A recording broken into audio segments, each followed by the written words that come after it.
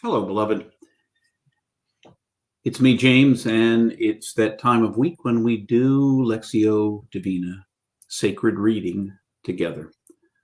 Sacred reading, Lectio Divina, whichever you choose to call it, one's English, one's Latin, is the opportunity for us to read a sacred text with the anticipation and expectation that the very words themselves might convey to us by the power of Spirit, something we need to hear, something we need to know.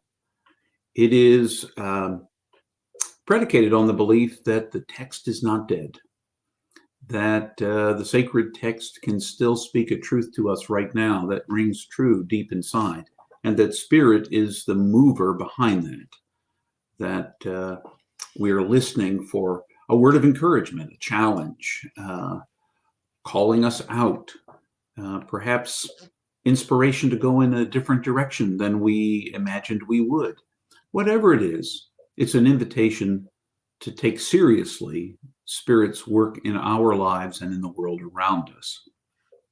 Now, if you've been following along with us, some of what I'm going to say is repetitive, but it's good to know that if you pop in for the first time, you can kind of catch up a little bit about where we are. We are currently reading the book of Ruth.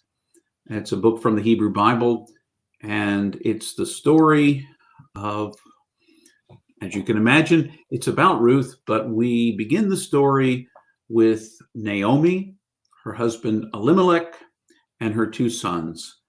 There is a famine in Israel. They go off to Moab so they can eat out of necessity. While they're there, the two sons marry two Moabite women, Orpah and Ruth. And then Naomi's husband dies and her two sons die, the husbands of Orpah and Ruth. And so needing to have an access to means of life, because in the time of the writing, women couldn't do their own work, weren't allowed to. They relied on the goodwill of a male, and so Naomi sent her two daughters-in-law to go back to Moab, to their people, perhaps to find a brother, a father, a cousin, an uncle, someone who will take them in and make sure that they're cared for. Orpah follows that. Ruth says she's not leaving Naomi, and she's going back with her to the land of her ancestors, back to Bethlehem. And so Naomi and Ruth set out. And that's where we left them off last week. And we're going to listen now to the verses 19 through 22, which ends the first chapter. And we're going to see if it can't speak something into our lives. If you do sacred reading on your own, I encourage you to read the text out loud. When I do it on my own, I read it out loud, and I read it 3 times out loud.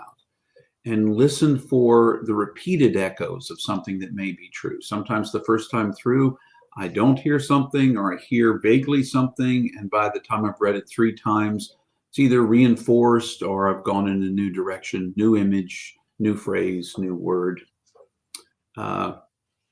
So that's what we're going to, when I do this though, in person, online like this, I only read it through once. As soon as I finish reading it, you can stop the video and you can go and read it for yourself aloud and figure out what it might mean for you. But if you want to hang around after that first reading, I will reflect on what stood out for me, what rose for me in this particular reading, in this particular moment in time when I read it. Because sometimes you could read the same text a week from now, a month from now, a year from now, hear something completely different, because Spirit may need to tell you something different. So catch your breath and let's read together from the book of Ruth.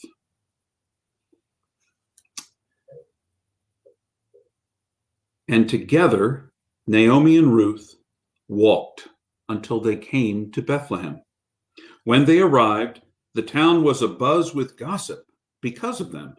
The townspeople said to each other, "Could this sad person be Naomi, our joy?" But she said to them, "Don't call me Naomi. Call me Mara, bitterness. For Adonai has afflicted me, and Shaddai has brought bitter destruction on me. I was filled to the brim when I departed, but Adonai has brought me back empty. Why insist on calling me Naomi, since Adonai has passed sentence upon me and Shaddai has brought me to ruin?" And that is how Naomi left the land of Moab with Ruth the Moabite and returned to Bethlehem, arriving just as the barley harvest was beginning.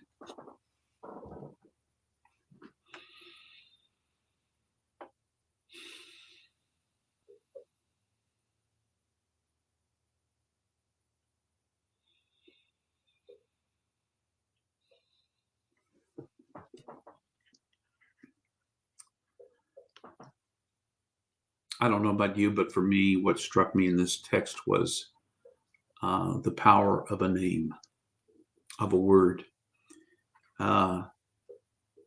We don't tend to think of names quite as strongly as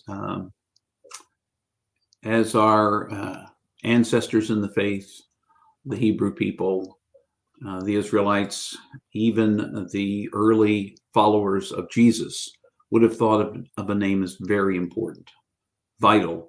Its vibration, in fact, the root word in Hebrew and in Aramaic, Jesus' language, would have been such, it's a word that can be translated as light, name, vibration, atmosphere, etc. Those, the root of the word can be all of those things. You don't have to know all these things, by the way, to do sacred reading. It just happens I've recently read those things, and so I know how important names are. And names were chosen very carefully because they gave a sense of who the person was. Because the vibrational energy that person put out, the identity of that person was tied up in their name. Their name kind of said something about them. And the word, the name, Naomi, means joy. But when she left the land of Israel the first time to go to Moab and find her way, she was filled to the brim, she tells us. And when she returned, she's empty. And instead of calling her Naomi, she says to others, "You should call me Mara, bitterness, for I am empty." You know, I can identify with that feeling. I hear in that the echo of the fact that my feelings of emptiness at times, my feelings that I've poured myself out and now there's nothing left, has apparently, it's not a new feeling in the universe. It goes, we hear it in the echoes of this story. And Naomi experiences this as the loss of her joy and as God's choice in her life, God's way of seeing herself, God's way of re-identifying her. Because while there is no loud voice from on high that says, "Change your name," while there's no echo of that from on high, there is the sense of bitterness in her life. And passively, she feels as though her destiny has changed. The vibration of her life has changed from joy to bitterness. Have you ever felt like in your own life that your joy has turned to bitterness, that things have turned against you? And perhaps, as Naomi did, you see that as a statement of God on you, on your life. I certainly have felt that kind of feeling of being bereft in my own life, in my own struggles. These days, that old wonderful song, "Running on Empty," is something that touches me periodically. Trying to speak hope and encouragement and practice and grounding in a world filled with chaos and anger is very hard. It's very hard. And I feel the anger rise in me when I see people's lives upended for no apparent reason whatsoever. And when I see that happen, it causes me frustration and struggle. So I identify with and hear a word not only of encouragement, because it's not really an encouragement, except in the fact that I know I'm not alone. Naomi is not alone. Ruth has come with her. And as alone as she may feel in that moment, and as bitter as she may feel, having been emptied of what she thought was important, she has returned home. She has returned, and perhaps there is still something. But she's not going to leave the place that she finds herself unnamed. She's naming it. I'm not joyful anymore. I'm bitter. And perhaps this is a statement about who I am, a change in identity. So if you're feeling overwhelmed, bitter, struggling in the midst of all the things that might be happening in the world, I commend to you the story of Naomi and Ruth. By the end of the first chapter, Naomi is in desperate straits and feeling very bitter. And we can only hope that's not the end of the book. It isn't. And perhaps there is something ahead. But for now, naming where you are is okay. If you're feeling bitter, if you're feeling angry, if you're struggling, and if I'm those things, naming those things is appropriate. It's important. It may even feel like God is involved in some way. And God is big enough to hear whatever you need to say out loud about your own struggles, your own anger, your own bitterness. And Naomi says it out loud. I ought to be called something other than joy. Perhaps instead bitterness. I don't know if that helps you at all. That's what I heard today. And I encourage you to read the text on your own. If you want to catch up, you can watch the previous videos, or you certainly can go.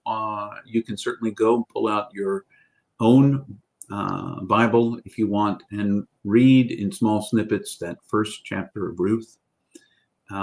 As always, welcome your responses, any thoughts you have, any way you hear the text and what it says to you. I'm always welcoming that kind of conversation and invitation. So until the next time, when we share sacred reading together again, I wish you all the best and remind you that you are infinitely precious and unconditionally loved for the gift you already are. Wherever you find yourself, feel free to name it, cry out in the midst of it. And perhaps it may not change a thing, but it may help you to at least claim where you find yourself. Until the next time.